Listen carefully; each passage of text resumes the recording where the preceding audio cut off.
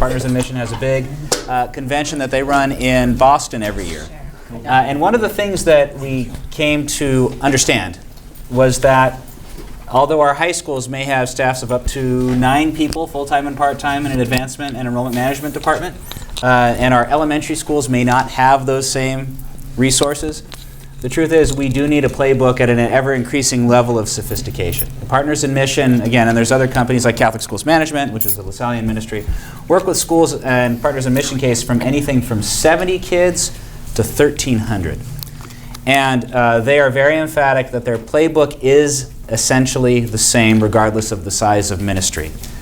Because what we need to be doing regardless of the size of ministry is essentially the same. And so they started off this wonderful poster, which everybody's going to get a PDF of.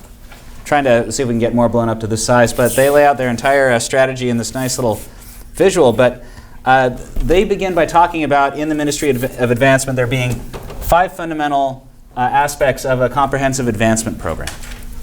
Namely, message, communication, engagement, service, and support. So our format today is I'm going to be introducing each of these topics, some in greater detail than others, and then we'll have about a 10-minute conversation back and forth around these 5 areas. So I appreciate you taking the time to join us and talk about this. So I think I can click there. So who was at a CSAC training, by the way? How are you? Who's had the pleasure? So have you had time to dig into the toolbox at all?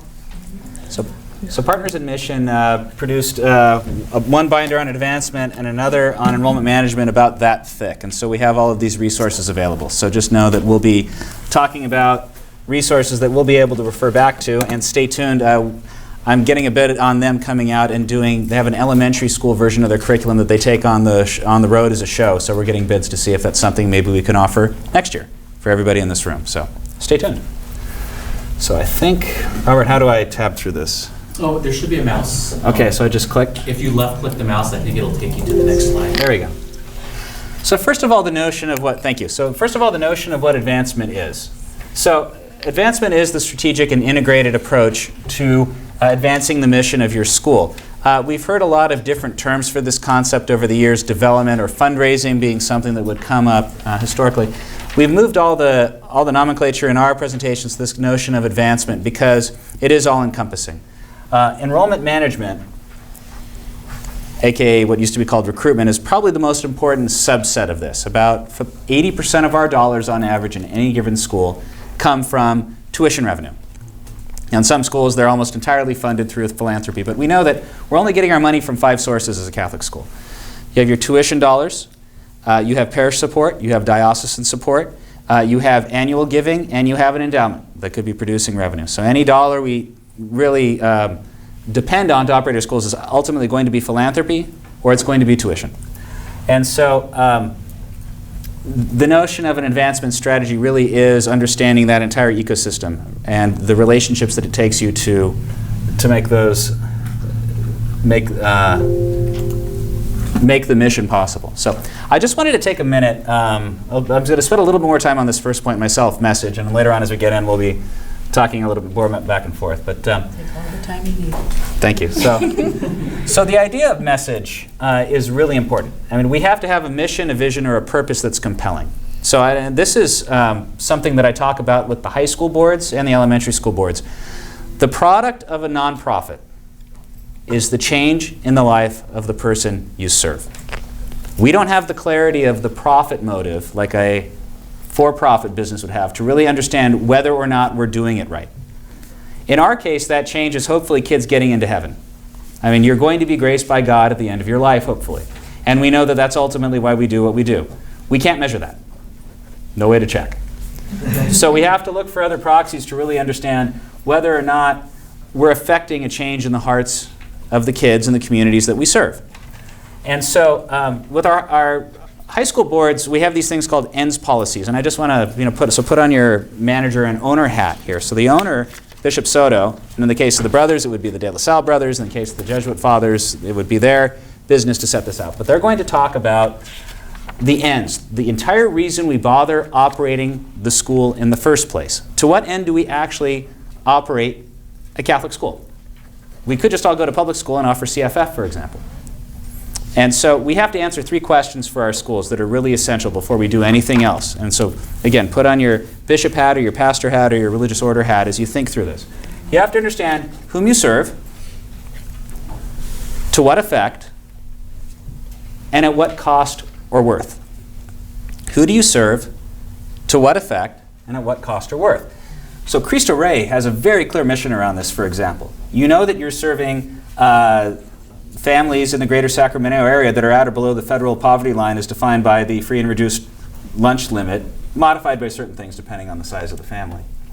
And you also know that you're trying to offer them a tuition rate that's only about 10% of the total cost of their education, right? So, and the effect is you want the children to go perhaps from first generation or blue collar families into an environment where they understand how to operate in a professional working environment, and they're prepared to be servant leaders in the church, right? So that, I mean, a beautiful thing about Cristo Rey is, and you can of course expound on this, but I mean, from my perspective, there's such clarity of mission for the Cristo Rey model. I think it's gotten people really excited about that model as it's been rolled out across the nation over the last 20 years. Any thoughts on that one?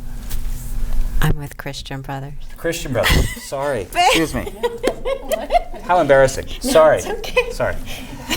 Of course you're with Christian Brothers. I do have great thoughts. Yeah, I'm talking. Okay. Christian Brothers, let me get into that. So the great thing about Christian Brothers, of course, is that you have the same thing with your ends policies. You know that you're a Catholic LaSallian school. You're going to serve a broadly middle-class audience. You know that you want to remain accessible to children of all means, although you want to offer a top-rate program that's competitive with any school in the greater Sacramento area. Right. So it's neither rich nor poor. It's well-funded, but broadly, but intentionally diverse in the students that you serve. Right. Our value is to offer the inclusive model for our students and for their families, and to respect diversity and introduce that to the students. Yeah. So, yeah. Absolutely. St. Francis is also broadly a middle-class school with its ends policy. So I think that for our elementary schools, it gets a little bit more complicated. We're coming out of this world where we had a parish identity. And we knew that our primary mission was service to that parish according to the charism of that parish. It's not that clear anymore. We have 102 parishes and 36 elementary schools. So many of our schools have to have more of this regional identity in terms of who we serve. So for us, as the people that are out there trying to market our schools, just remember that we don't start with the mission statement. We start with understanding why we exist and whom we serve and to what effect, at what cost. The mission statement and the vision statement is that ever-changing way of how we communicate those ideas to our community. So I just wanted to first say that we don't start with the mission statement. We start with the kids and who they are when they graduate and how they're changed because they've been with us. So keep that in mind as we talk about message. And so at this point, I'd like to just invite our panelists to perhaps respond to that a little bit. I'm going to put maybe Laura on the spot a little bit because you've overseen Our Lady of Grace really transition perhaps a little bit in its identity or profile because you had been principal of Holy Cross School, and then you moved to Our Lady of Grace, and then we closed Holy Cross, and you found yourself taking a lot of new families into your community. So I'm just really curious how you see that affecting your message for for our OLG within West Sacramento. Has it? I don't know that it has, because to be fair to Our Lady of Grace, I made it really clear that we remained Our Lady of Grace, and that wasn't changing, but that we were welcoming in a lot of new families that maybe weren't from the area. West Sacramento, Our Lady of Grace has been predominantly serving the city of West Sacramento. So I think about 95% of our students were from West Sacramento, which is unique. When we welcomed in our Holy Cross families, we were also then serving a lot of Natomas area, which Natomas doesn't have a Catholic school. And so then we were bringing in a whole new community, per se, because a lot of the families that did come from Holy Cross were Natomas, and they were coming for a Catholic education. I think one of the things when I think of message, though, I find out who the audience is because a lot of us as principals, no different than most of the elementary school principals I speak with, we do a tour. And that tour is essential. And I do the tours. I don't let anyone else do the tours because I want to know who the family is right away. And so it's very easy. I found out who they are, why they're there, right from the get-go. So I know what their value system is, and I can hear what they value immediately, and then I can, touch on the points where I think our school's mission meets the values that they see most important. And so that finding that out right away immediately guides how that tour looks. What's important to them, I hit on those things. Not to say that nothing changes, but I know what's important to them immediately and why they're there. Because sometimes they're not there for the Catholic education, sometimes they're there for the academic excellence. So that way I can just steer what's important to them and see how we can meet those needs. Mm-hmm. I think same's true of Notre Dame. Your school has really gained a lot of students over. You're always a fairly large school, but I think you're 340 right now. Yeah, we're almost Basically, almost every last desk is filled. And when I'm in the parking lot for drop-off, I see a lot of families that I would guess are probably associated with Intel or other tech companies that probably aren't of a Catholic background. I think I've seen Sikh families coming in out of your school. And so just curious how you're, at the same time, the Catholic identity is pretty strong at St. John's. And so just curious how you see the message in your community. Well, we just had, I'm not sure how this works, but the conversation with our principal, Keith Martin, that we are very Catholic based, and we just put an ad in the Folsom relocation magazine, but we just went out to Folsom Ranch, and it is a lot of Sikh and Indian population, so we're trying to gear our message towards that it is also the premium education in Folsom. Folsom has a lot of great public schools, so we're trying to say we are Folsom, we are the best education you're going to get. We also are the Catholic school in Folsom. So we're trying to really hit on the Folsom message with that. Mm-hmm. How do you see the faith identity of the school, either positively or negatively affecting parents' at least perceptions of St. John's before they come in for the conversation versus how they feel after they've been a part of your community? I'm not sure the negative when they come in, but I know the positive when they leave. Mm-hmm. Once they get into our classrooms and once they see our academics and the way we are working, Keith, our principal, Martin, is excellent. Same thing with you. He's the one that does the tours. Mm-hmm. He can read the audience right away. He can show all the best highlights and start reading the family on what they are looking for. So I think, I don't know if we're at 10 for 10, but a 9 for 10% that when he does a tour, they are coming over. And it's for what we have to offer on our Catholic identity and as well as our academic. Excellent. So, and then for Christian Brothers, so working with the alum, the school's changed a lot over the years. It was single gender for most of its history. It became co-ed a little bit before I started. One of the stories that always struck me about an alumni testimonial. There was an alumnus that had been at CB in the 20s or 30s that took a tour of the school with Lorcan, and it used to be at 21st and Broadway where our offices are now, and it used to be single gender and all these things. And so he toured the school and he says, "I loved it. It feels just the same." So just curious about as you look at your relationship with a really large alumni base that perhaps has experienced the schools in different ways, how you see the message working with them. So I actually toured somebody yesterday from class of 1962, and interestingly, Christian Brothers has now crossed the line. So we have been co-educational longer than we were single sex for our students. But what we have maintained is what is in the best interest of the student.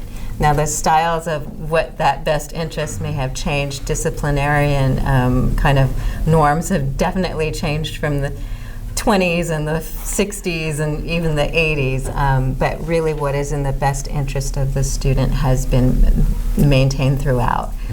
So when the alumni come back, they will hearken to different aspects of the school. What they are proud of most definitely is the community.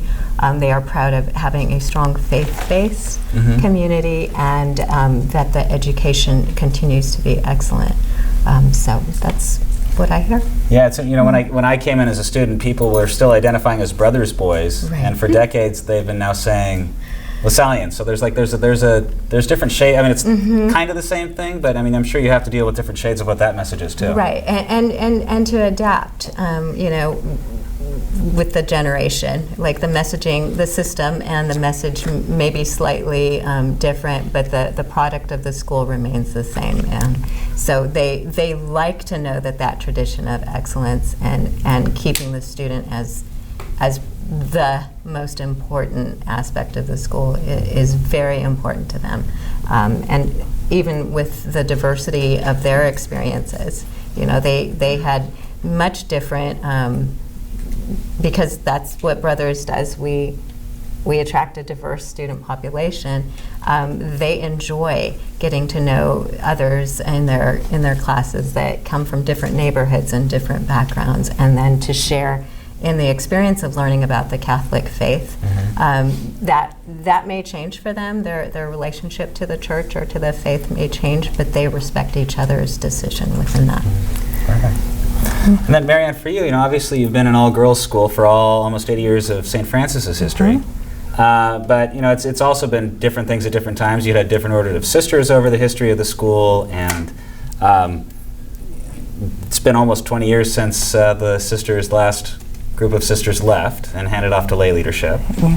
As you, and the school has been different sizes. I mean, if you go back to the 80s, it was a school of about 400 girls, and now you're at 1,100. So as you work with message with your community, how do you, what are some of the challenges, or what do you have to adapt or adjust depending on your alumna and her year, and then what stays the same in terms of message? So I think a big thing that stays the same for us is the all girls in Catholic school, right? So that's the consistency across generations. And when you meet the different alums, so we realize that this physical property went in 1965. So that first 25 years of alums never ever step foot on this campus until we start bringing them back more. So, and there's nothing more beautiful than hearing their stories and of the unique culture when they were on the 3rd floor of the old St. Francis Elementary School downtown. So, we definitely, a strong messaging is the all girls, because while we've got the faith component, and we like you guys, we just wrap that around everything, and whether that was your primary reason for selecting this school or not, like that's the gift wrapping, right? That just comes with all the other reasons you chose to get there. As the all-girls school, one of the things we focus on now is being very inclusive. So at one time there were 4 all-girls schools in Sacramento, right? So being the only all-girls school remaining. And then we are proud that we kind of got to a solid ground. So we want to be very welcoming, particularly the Loretto dynamic. When Loretto was, they were very much rivals on a lot of things, sports and whatever. And I wasn't there at the time, but I know that all came down so fast that in hindsight, that probably we didn't handle that as well as we could have. And so one of the things we're very conscious now with our alums is being very inclusive. And in fact, we found Lady Bird gave us a little bit of a platform, because we say, you're all ladybirds. Like if you went to an all-girls school in Sacramento, we welcome you, and the same benefits or the same just the special things we do for legacy families, for our own legacy family. We will treat a Loretto, a Mercy, a Bishop Minot. We will treat all of those legacy families the same. So really just tearing down any of those barriers that ever existed.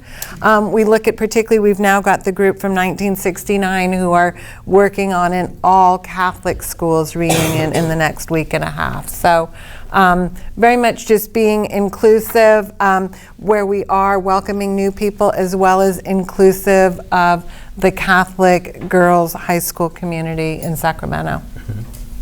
Excellent, thank you. So anything else on message before or questions or things people would like to throw in about message for your schools, or questions of our panelists? We can also hold questions for the end too, because I know that this is all of the piece, and we're going to transition to communication next, but just anything on the message aspect itself. So, all right, thanks. Well, let's move on to communication then. So the second aspect of the advancement plan is communication. And this is the notion that you have to be able to appropriately communicate with any constituent. Means you have to have a message that's relevant, and you have to have a method to connect with them. And so I'm going to be sending out a document, and I'll talk first about the mechanics, and then we can discuss relevance. But one of the interesting things that I got, and I'm going to unclip this so I can walk behind the podium. One of the interesting things that Partners in Mission posits, and we have some support for this in the documentation, is there's 11 discrete ways in which you can communicate with your constituency. And they use the acronym We Plant Gain, just as a little mnemonic device. We Plant Gain. And we'll post this, so I don't feel like you have to write it all in speed writing. But the 11 categories are web, events, publications, letters, advertising, news, and that's the organic news you can get, telephone, goodwill, which is there's no other category to put something in, it's goodwill, so sending flowers to somebody is goodwill. Ask, i.e. doing surveys. I is identity media, and notes. And so just know as we talk about communication, we did create a tracking tool for all of you that's on the CSAC website, and we'll redistribute to this group here. But they recommended making sure that you're getting as much coverage in any given month and in as many ways as possible. So I think of like Christian Brothers, for example. You know, I heard your radio advertisements are running right now on NPR in the morning, so I'm hearing that. So, obviously there's you're looking for different ways to make sure that you're out. And so just keep this in mind. We created a tracking tool, so not to direct you to have to do all 11 in a month, but as you're out marketing the school, you'll be able to track what you've done in any given month. So we'll be distributing that to you.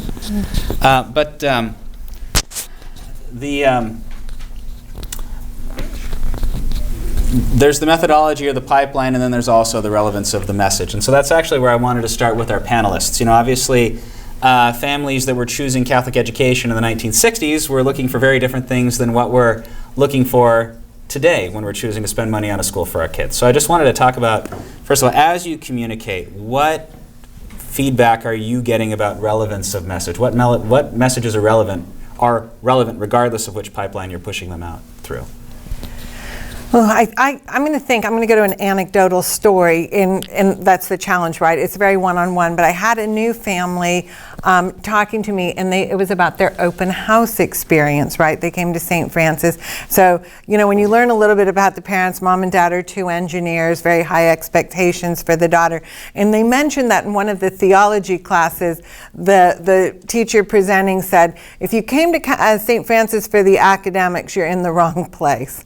And you're like, I get what he meant. I think for somebody who did come for the academics, like, you have to picture, somebody said when you get to know the people, it's what's the lens they're looking through. So if they're looking through that lens, you almost attacked them right from the get-go without necessarily meaning to, where we could have said that so much differently, like St. Francis delivers, right, all of our pillars, faith, excellence, leadership, right? Our academics are particularly strong, and we could talk about how we wrap it in without kind of condemning somebody else's value choices, because I think the beauty of what we do in a Catholic school is we take people where they are, right? And we know what we have to offer. And we kind of let the work of the Spirit make those changes in people. And so just being kind of confident in who we are. And I think it's one of the challenges, like we know our messages and we know what we consciously put out, right? Whether it's on the web or in advertising, but you never know what your people are saying about you, right? Or how somebody else relays that message. And the other part of messaging is looking at who your best ambassadors are, because people take so much more from a peer. So, for example, we have a lot of parent groups on site that do a variety of things to help us. And the heads of those groups quarterly get invited to a president's leadership council. So it's kind of like the insider information before it goes out to the broad public. And honestly, these have become my favorite meetings because the energy and the atmosphere is so great. And so they get to know these messages. But the thing is, these people are like really credible amongst their peers, right? So them knowing your information and telling your story for you is so much more powerful than just what they see us saying about ourselves. Thank you. Laura, any thoughts on Communication? what relevant messaging? I mean, obviously, with elementary schools, we've perhaps we're a little bit later to the game than our high schools in terms of putting a lot of resources into communication, but we find ourselves having to step up really quickly. Exactly. We don't, at Our Lady of Grace, we don't spend a lot of money on our marketing. We try to get really creative because that's where we've always been. We take advantage heavily of free social media, and I've put a lot of time into our social media over the last year because that's a great way to communicate to maybe our businesses, our future parents, and our current parents, because a lot of times even our current parents don't know what's going on day to day. So we really try to celebrate the day-to-day things that happen at our school by posting pictures and putting what our clubs are doing and all of those things that maybe our public schools don't have anymore, our art program, our performing arts, our music, our sports, all of those things that often get cut from public schools. We try to post on there and just celebrate what's going on at the school. I do a weekly reading with a student who comes in my office and we read a book together. We read it cold right there. So that's gotten a lot of attention. The families are really impressed with the way the kids read or the expressions they use, and just going back tonight. I mean, we say that in 1960 the values were different, but I find a lot of our families, they are missing the things that we're all missing, the empathy that our world's lacking today, the respect that our kids don't have a lot of the times, and reading, opening a real book, not something on the computer. And so we try to celebrate all of those things that we are still doing in our school. So doing that. And then you're right, the best messaging is coming from our customers, and those customers are our students and our parents. Mm-hmm. And so I really try to keep an open door and always be available to tell people why and listen and hear what the concerns are, and go to parent meetings because those parents really care and they are going to share. So just trying to be there so everyone knows the why. Why are we doing this? What's the message behind it? Because our parents value education and they want to share, and if they don't know the answers, they still share. So we really try to fill in the blanks for everyone and just be really open door. Can I take that comment to the room before I continue with our panelists? So one of the things for our under-resourced scores for schools is the things that we do really well versus the things that parents associate with quality education versus what actually makes a quality education are completely different. I've noticed in many schools and communities where there's charter competition or well-resourced private schools, they associate a quality education with a lot of programs or bells and whistles or resources. If you look at academic outcomes, they actually don't have that big an influence. The things we do well are the things we've always done well, and are the things that actually don't take a lot of money in terms of resource. I've always thought, so I just want to get a feedback. I look at some of our schools maybe that have a lot of competition and maybe are under-enrolled, but I thought, what if we advertised ourselves as the schools that teach people how to read? What if we advertised our schools as the schools where we taught kids how to talk to each other? Taught kids how to be socialized or live in community? I think that, so I'm just trying to be provocative here, but bear with me. I think that parents that do come to us are looking for perhaps that more dynamic core experience for their kids rather than a lot of bells and whistles or programs or accoutrements. So what are your thoughts as I say that? I mean, one more statistic, and then maybe this will get a response. When we did our disaffiliation conference on Thursday, for those of you that were there was a Protestant sociologist that said on a college campus they put out a questionnaire of how many meaningful interpersonal interactions with a real person have you had today, and it was with college students that live on campus. Half of them answered 0 or 1. So it's a very different world for our kids than even what we had 20 years ago. So what are your thoughts when I said it? So, any questions, thoughts, reflections? Yeah. Wow, Susie. if we're just doing that kind of behavior with a human being on our side, what are we doing with our Lord? How much importance are they putting on the faith that we are also teaching, even though we've taught it way back in the 60s? Sure. So there's this, it's interesting how the relationship is relative, physically or spiritually. We're selling both. Yeah. And how do you do that? So just for the camera, so Susie's point is about that we're trying to sell both a interpersonal but also a spiritual relationship with the Lord as part of our goals or outcomes or the why of we operate these schools. And how do you do those? I mean, Catholic schools, Yeah. all that. Yeah. There's a lot of evidence that, and you see this, that people aren't choosing us primarily because of the faith, even the people that are observant Catholics themselves. It's not the main reason they choose the school very often, but nobody is offended by it, and most of them are enthusiastic about it when they see faith developing in their child. So that's the data that we've got back nationally, is that no, people aren't turned off of us because of our explicit faith identity, even if they're not observing a faith themselves. Lincoln, Yes. I was just thinking when you said advertising, reading, and that I find a lot of times when I do a tour, the families really like it when the school reminds them of their own schooling experience. If they've had a really good experience, they'll say things, and hopefully it's beyond the school was built in 1960 and it looks like their school literally still, but that they find comfort in that sometimes. If they've had a good experience, they're like, oh, this school was small like my school, my school wasn't Catholic, but I went to a small school, in the Midwest, and this feels, that feeling they get on the campus, they also bring that up. So, and likewise, if they didn't have a good experience, they'll often say, oh, this feels so comforting, or this feels so nice or welcoming. So I think you have a point there. With sometimes we're trying to advertise all these bells and whistles, and sometimes it's just about that good solid foundation.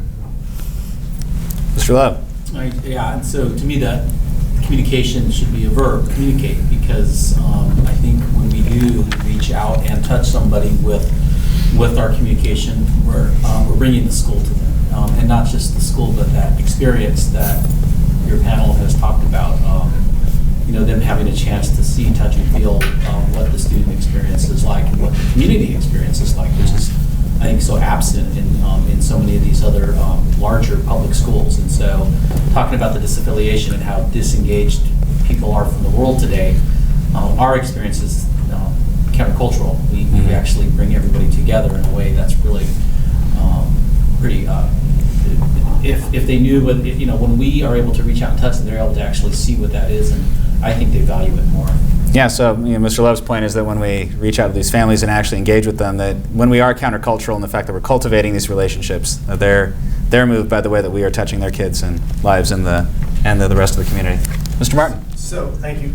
So one of my favorite quotes is by one of the priests that's done a lot of research on Catholic schools nationally. His name is Father Ronald Nuzzi. Maybe some of you have read his work. And he says, Catholic schools don't have a mission. The mission has schools. Yeah. And I love that. And it reminds us of what we're actually in the business of. And it really isn't education, it's formation, right? We're trying to build, as a presenter at Ministry Day said, scholars and saints, right? Trying to bridge that gap. Families in a way that's relevant to them. I just wonder if you want to speak to how CB's messaging, has evolved or continues to evolve. I want to see that video. Okay. It's on YouTube. Yeah. So I will Google that as soon as I get out of here. The impact, enter to learn, leave to serve, that is essentially a nutshell impact statement, and what that means from family to family or student to student will vary. I was thinking about your point. We certainly have ambassadors who can convey what that message meant to their family, to their student experience, or to their community, because we see a lot of people go on and either they're in nursing or teaching or ministry, and so that message then is very personal, and it's something that, for Christian Brothers, one of our challenges, as I'm sure everyone in this room experiences in their own way, is to get those stories and have a treasure trove of them that you can use as a resource. So depending on what audience you're targeting, which message would then be appropriate? You know, is it female alumna who are coming back to school, or maybe feeling like they weren't a brother's boy because they weren't in that generation? Or would it be students who struggled to fit in or to find themselves and want to come back to school and be of service? So we are getting better at managing those stories, those success or impact stories. We are also being more mindful in the delivery of the message. What we find is that the generations prefer a different style of messaging. And they will be very frank about sharing that preference with us. And so we have to attune ourselves to those needs and be flexible in that messaging. So I think I'm answering your question. Yeah, no, absolutely. And it gets back to that you have the relevance of the message to the person. One thing about enter to learn, leave to serve, and I love having the global view of all schools, because the Jesuits say men for others, right? And St. Francis is graduating young women who change the world. And the brothers are all about enter to learn, leave to serve. Are those unique sentiments, or do you see the Venn diagram with a whole lot of overlap here? I think it's interesting that each community owns that message for themselves, like they've discovered the secret sauce. You know, we're special because we're meant for others. We're special because we enter to learn and leave to serve. We're young women changing the world. And so it's like that it's the exact same sentiment, which is the whole reason that, and Bishop articulates it, is that he operates his schools. His vision is that we are where we cultivate the next generation of Catholic servant leaders. And so we're building the bench for the church and for the world. Christ came to save our souls, and he came to save the world. And we're creating the servant leaders who are going to do both. And so that's going to be true in his vision for any of our schools, if we're being faithful to how he sees it. I think everybody, it's such a beautiful moment. Like, again, the enter to learn, leave to serve thing. That's also, if you go to Brigham Young in Hawaii, it's on their gates too, right? So it's not a unique sentiment, but everybody owns in each of the schools that feeling because it is authentically that school and then them. So it's really a gorgeous thing to see when you come up with that kind of message that does communicate. So thank you. Yeah, so St. John's, with just communication. I know I've seen your advertisements in different places. I mean, you've had some pretty effective and different ways of getting your message out to the community. Yeah, we had to start with letting people know that we have a school right next to the church. So we started a few years ago that there is a school next to the church and that we do have openings, because St. John always had full enrollment. So we had to start all the way back at the beginning and let them know that we are here. And then we started with brand awareness. Yeah, can I just interrupt just to give some background to the group? So Folsom's a very wealthy city, but St. John Notre Dame is not in the wealthier part of Folsom. I mean, not that it's bad, because there's really nowhere that's terrible in Folsom, but it's definitely the more rundown part of town. It was the post-war 1950s and 60s suburb of Folsom. So it's not the Tony suburbs that, you know, somebody that would imagine the city is just Empire Ranch would think that where the school could be. Yes, and it seems on a whole that Catholic schools and churches seem to be within that community, you know, because we're here to serve. But Folsom, yeah, we have to let them know we are here, we're in your community. So once we started letting them know that we are part of this church, and then working with our priests has been a huge thing. And each one of them, we meet with them, we market with them. Each one has been very, very willing, and we've been very, very blessed with that. But with each one comes a different, you know, changes a lot. So we keep that marketing open with the church and then with the community. Now that they know we're here and they know that we're Folsom and what we have to offer, then we started with our brand new marketing and our crest, and then advertising out. And we have print ads, we have display, digital display on the freeways that we do just for open house. And we're in the relocation magazine for Folsom, because so many people are starting to move up the hill from Sacramento, especially with our new development of Folsom Ranch. So we're very, very active with them.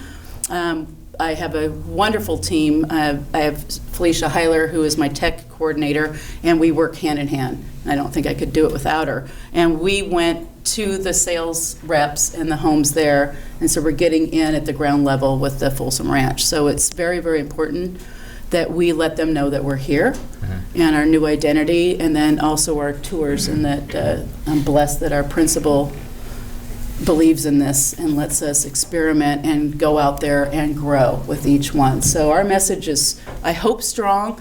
Our community is buying into it. Our crest was developed, well, this isn't the crest, it's the logo, but on my back, was developed by students, and we have the students do a lot of this for us so that we can promote that story also. So we're trying to make it a full circle with our parents, our students, and our community.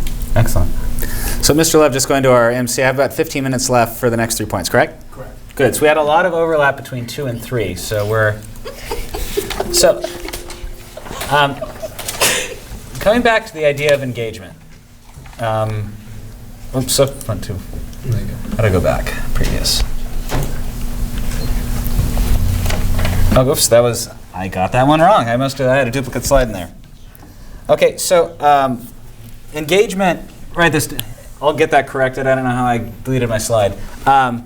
So engagement is about the idea of giving the people that we serve a compelling experience. And so I think that, looking at the high schools, you have a lot of opportunities to put your best foot forward in terms of advancement events or shadow days, the revelry, the CB wine tasting. So I just wanted to talk to our high school panelists first about that, and then talk to our elementary panelists about, again, coming out of the parish model for the elementary schools, it might look a little bit different than what the high schools have been doing as regional schools. So engagement, the relevant experiences that you try to provide both potential students and then the broader community.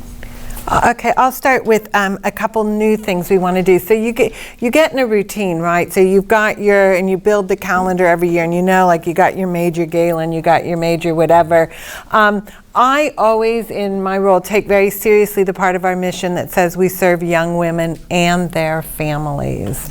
And how do we do that? So sometimes it meant adding new parent groups, so like a dad's club, which it can be kind of a big social, but I feel like, if those dads gathering makes them better dads, we serve our mission, right? We started a grandparents club last year, right? If they feel like they're more connected to their granddaughters, if they know what books they're reading, if their conversations are richer, we serve our purpose. So we're always looking at new things. Last year we looked at, one of our biggest lost opportunities, because we don't have anyone quite like this one yet, is in the alumni world. And we're like, okay, so we get the girls for the 4 years and we give them this very rich and empowering experience, but we've got this 10,000 plus alumni community, plus we've got all the mothers, the grandmothers, the aunts, right? How do we best serve them? And so last year we introduced a women's speaker series that we called the Selfie event. SELF is really a play on our 4 pillars of service, excellence, leadership, and faith. And so what that will be is every year a chance to bring in a really compelling woman speaker, kind of talk about empowerment, a woman of faith, whatever, but an opportunity of women of all ages to come together. So we feel like that is a way to engage some people that we missed. What Rob was at a new event we piloted last night. So our couple new introductions this year was, we thought, senior parents, right? And some of it you remember from the Lady Bird movie, right? She so captured the dynamic of those poor parents and the daughters, right? It's a stressful year, right? There's a lot of push-pull. How do we bring our parents together? So they don't feel like they're alone. Like, sometimes if you look on Facebook, everybody else is running a perfect household.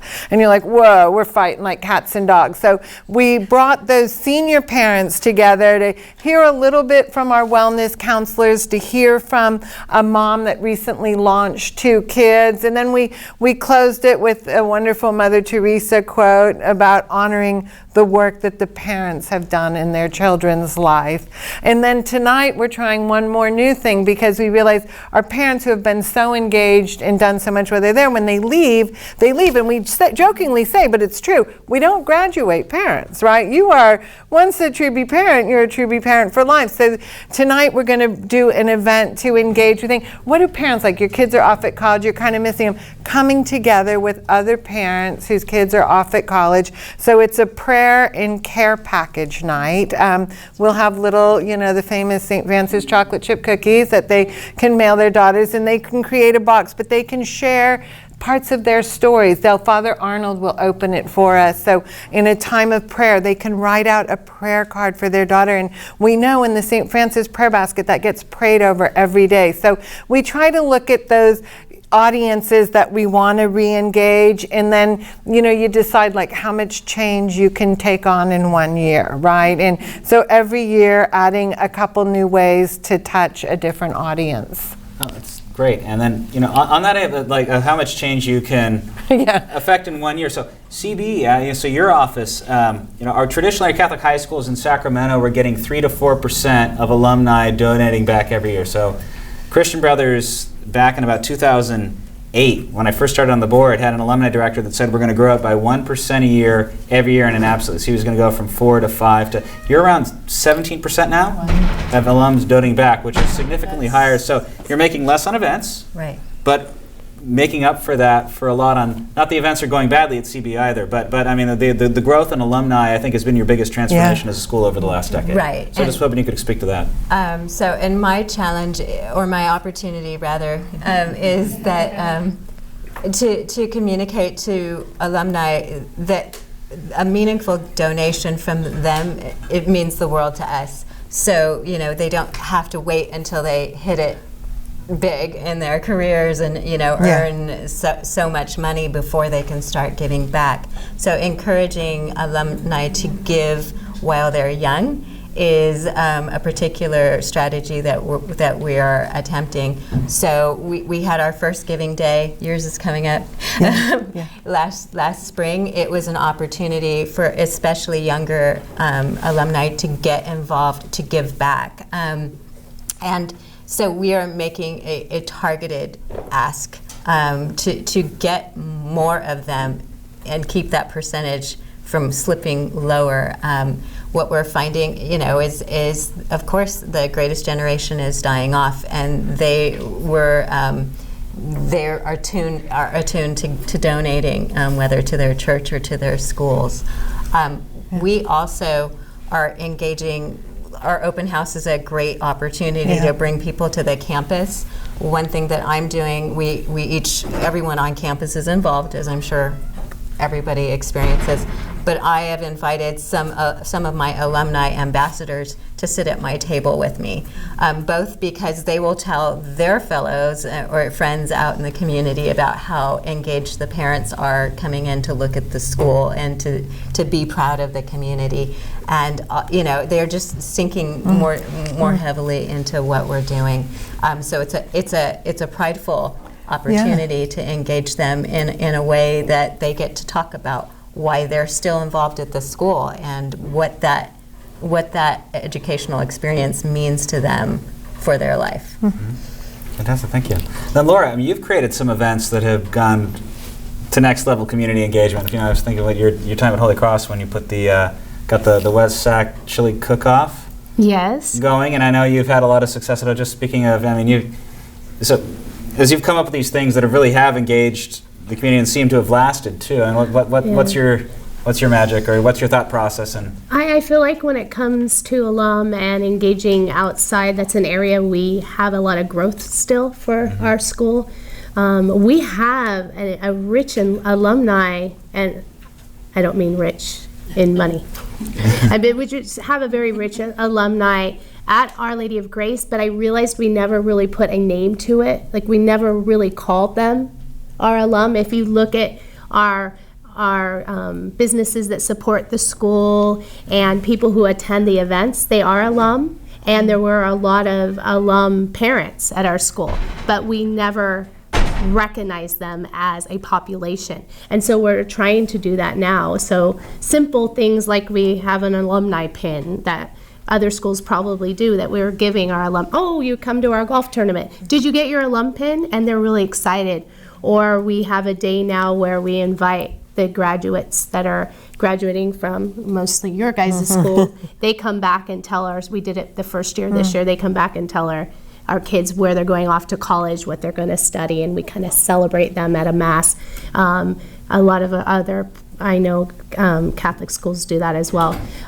We took the chili cook-off. That was something that, an event we started over at Holy Cross, and so we carried it on to Our Lady of Grace, and a lot of the parents that were involved with it at Holy Cross carried it on at Our Lady of Grace, so that we still have a piece of Holy Cross with us that moves on, and a lot of our families are very involved, and that's a very important event to them. So, yeah, and we've tried to take it outside of the community because, you know, we often feel like we're digging in the same pockets, especially at the elementary school level, because they do go on to the high schools, and then they typically remain with that high school identity and kind of lose the identity of our elementary schools. So we really try to, I don't know, give back in that way. Engage them. There's one very small, I thought it was achievable thing that I did in the past year, which was produce a calendar, an alumni calendar of upcoming school events that might be of interest, and represented a broad swath of arts events, athletic events, faith-based, you know, kind of important feast days or things of that nature. Because the thing that really hurts me is when somebody says, I would have loved to come, but I didn't know. So, you know, it was a mailer, which is a cost, but it's also a PDF that we can embed in emails and people can have, you know, available to scroll through. And it's been a very usable tool. And it jumps off to the school calendar, so maybe they missed or they are not interested in this particular event, but they will see other events that pique their interest. Yeah. I read the mailer too. Good job. I enjoy. It's a fun thing to receive as an alum to get that. Good. So it's a nice innovation. Yeah, you're gonna. Just with our community, one of our main events is our Folsom Stream, our family stream night, and so that is our science technologies everybody's doing, but we've opened it up to the community, and we're in year 3 or 4 now. Four. And each year we've developed, but we just started with this little thing that we asked each teacher to do a table. Now we have a Folsom Lake College coming, we have Sac State, we have Jesuit and St. Francis were coming. And so we want to get the local high schools and also the businesses. So we have Intel and parents there with their businesses so that we can start showing that gap to the kids and their parents on how important this is, what we're teaching them, and how it's going to help in the high schools and how it's going to help, further in their careers. That's one of the things we do, but the alumni is something I've been trying to tackle forever, and it is a huge thing that I think is very important, and so are our grandparents. Yeah. I don't know about everybody else's schools, but they're the ones bringing the kids to our schools these days, and I think they need to be honored, and how do we tap into them? Yeah. Is anybody sending their kids to the same elementary school or high school that they went to themselves? Yeah, so my kids are St. John Vianney, just like I was, and I feel like I should just be prime bait for SJV, and so I'm going to be working with their CSAC next week, and that's going to be one of my things is they do a very nice Grandparents' Day, but something for the alum themselves that now have their kids at the school, because there's more than you'd think. There are. And for our elementary schools where maybe we don't have those quite the same identity you do when you graduate from high school, but you've chosen to send your kids back to the school you went to, that could be a really good area of growth for us. Yeah. Yes. A simple thing that we did at graduation now is when we call the graduate's name across the stage, if they're an alum, we call the mother or the mother, Marianne Kelly, 1980, whatever, is the way of noting for the whole place that's a legacy family. St. Francis also has their alumni on their 50th reunion. Yes. They process in ahead of the graduating class, which I thought was a really nice innovation too. Yeah. So. Mount St. Mary's does something really neat in Grass Valley. They have during Catholic Schools Week, they'll have their mass, and then anytime, what they'll do is they'll have anybody who, the kids all bring a candle up to the altar, but then they'll have anybody in the room who graduated from any Catholic school bring that candle up, and everybody just, if there's a candle, if there's one less candle than there are people, they're upset because it means so much to them. So that's just a really nice ritual that they bring in to connect to not just their alumni, That's really but nice. other people. Okay, And it's a excellent. nice reminder. Yeah. Did we have a question from the room or a suggestion or thought? I was just going to suggest, we started a yearly alumni mass at Notre Dame in Vacaville, and it's for the last 2 years, and it's been a wonderful way just to have donuts and coffee and reconnect with anybody who shows up to that day. And it's once a year, and it's a neat way to get everybody back to our faith as well. So. Okay, great. So for those watching on YouTube and couldn't hear, so we had two suggestions. One was Mount St. Mary does a candle for all Catholic school graduates and alum during Catholic Schools Week at a special Mass, and then Notre Dame is doing an alumni Mass with coffee and donuts afterwards. So, Keith. This last year at St. John Notre Dame, I collected from all of our alumni that year who were graduating high school, and I found out the information of where they were going to go on to college or their ambitions, vocational school, military, whatever that may be. And we put that in our school newsletter with a blessing, and then I sent an individual blessing with that with our pastor to those families. And that was well received. And then they worked with the parish to have a Mass for them as well. Okay, so yeah, St. John Notre Dame's drawing attention to where alum are going on to college once they finish high school. St. Ignatius does a very similar thing. And then, Jenna? And I know that we do this, and I think St. Francis and Jesuits as well. I'm 99.9% positive that we send a picture of all of the graduates from each individual school to the middle school, elementary school that they attended. We like it. We love those. We love those. It's just, because, and one of the things that we include in the message, and it really is a thank you that we have. did it in an email. It's really the You guys did it in an email last year, yeah. We didn't at their parochial school, at their elementary and middle school. And so when they came to Christian Brothers, it's a thank you for preparing them as well as you did. Thank you for doing Yeah, that. those are really nice. Honestly, it validates why our children are accepted to Catholic high schools. And it talk to tells somebody, the that's young tacky. families that this is We a want you to champion. put it up, And right? I print St. Francis Jesuit and Christian Brothers in our year in review if they come. I get them, St. Francis will be in this November, but that's beside the point. Thank you. Because we tell everyone in our community, this is who we produce. And one other thing we do, and sometimes we are able to get, it's kind of the end of the year and everybody's hectic, but we always have, with the exception of last year because of the renovation of Memorial Auditorium, we always have graduation tickets for administrators, teachers, for the elementary schools, so that in the event that you would like to come and attend the Christian Brothers graduation, we always have those tickets available. We're limited on baccalaureate tickets. We always have more for graduation itself. Again, last year was a little bit unique because of the seating at Memorial. We were challenged in that way. But again, if that's something anyone would ever like, please always reach out to us, because we know how important it is for the young men and women to see, their 8th grade teacher, or it makes such a huge impact. These young men and women still talk about Mrs. Malaki, or still talk about, their experience in Marin Headlands, and, they talk about their DC trip or whatever it is as if it were yesterday, and they're leaving for college. So this impact doesn't leave them. So although they may have moved on to high school, their experience in your schools has made a very huge impression. Thank you. So, Master of Ceremonies, we have about 10 minutes left for 2 more slides, correct? We had 4 o'clock was getting my cutoff? That is correct. Good, so we will. This next one, we're going to come back to this one on its own merits, and we talked about it some last year. But the notion of service is accurately and efficiently handling a constituent's interaction with the institution. So for the benefit of our elementary school teammates, we did Be Our Guest training twice over the last 4 years, and we have a lot of resources around Be Our Guest and cultures of hospitality using the Disney model.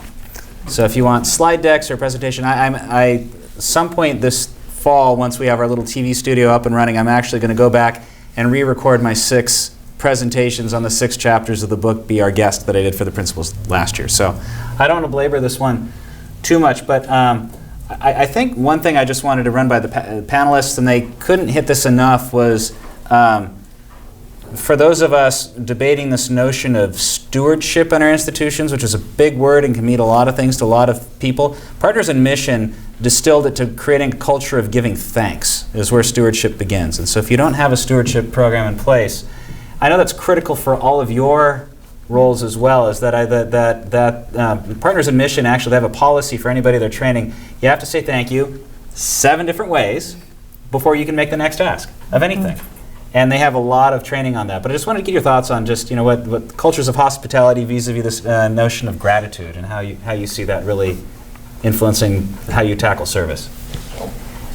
Okay, to me, so we did the Be Our Guest book in our executive staff, and I think, and having gone through the Disney Institute at one time, I think the biggest thing I take away is the intentionality, like best practices, right? We're all like so busy, right? And things, the days get away from us, and it's so, you have to be so intentional to remember to hit it on all cylinders, and then to try to find out what's really important to someone. Is it the fact that as part of your thank you, you would sit and have coffee with them, or that we had a grandmother volunteer come in today that happened to mention it was her 78th birthday, and we're like, darn, wish we had known, but how quick can we pull together, a little something for her, only to learn like she doesn't eat sugar and whatever. So, but she really appreciated the song and the gesture. So